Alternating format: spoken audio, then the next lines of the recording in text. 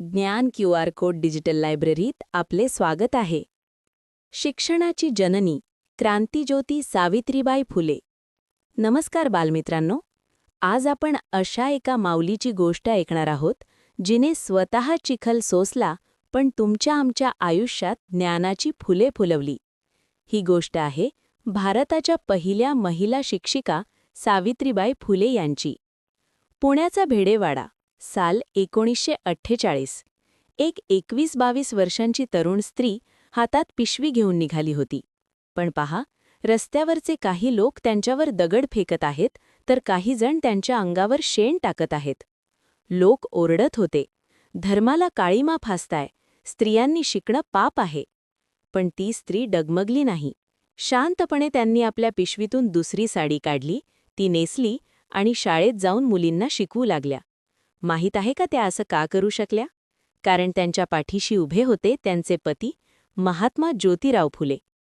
सावित्रीबाई 9 वर्षांच्या असताना त्यांचे लग्न ज्योतिरावांसोबत झाले. त्यावेळी सावित्रीबाईंना वाचता लिहिता येत नव्हते.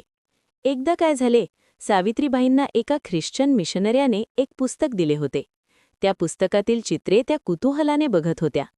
ज्योतिरावांनी ते पाहिले आणि विचारले, सावित्री, तुला हे वाचायला आवडेल का? सावित्रीबाई लाजत म्हणाल्या, पण स्त्रियांनी शिकणं तर गुन्हा मानला जातो ना?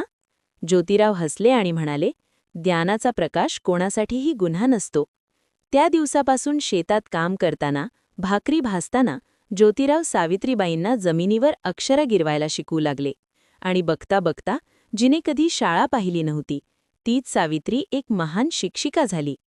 सावित्रीबाई फक्त शिक्षिका नव्हत्या, तर त्या दयाळू माता होत्या. एकदा पुण्यात प्लेगची साथ आली होती. लोक भीतीने गाव सोडून पळत होते. पण सावित्रीबाई, त्यांनी स्वतःचा दवाखाना उघडला. एका लहान मुलाला प्लेग झाला होता, त्याला कोणीही स्पर्श करायला तयार नव्हते.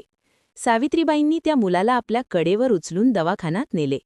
याच सेवेच्या गडबडीत त्यांनाही प्लेग झाला आणि 10 मार्च 1897 रोजी आपली क्रांतिज्योत मालवली. मित्रांनो, आज आपण शाळेत बसून जे शिक्षण घेत आहोत त्याचे बीज सावित्रीबाईंनी लावले होते.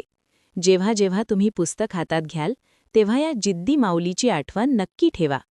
शिक्षण हा माणसाचा तिसरा डोळा आहे. धन्यवाद.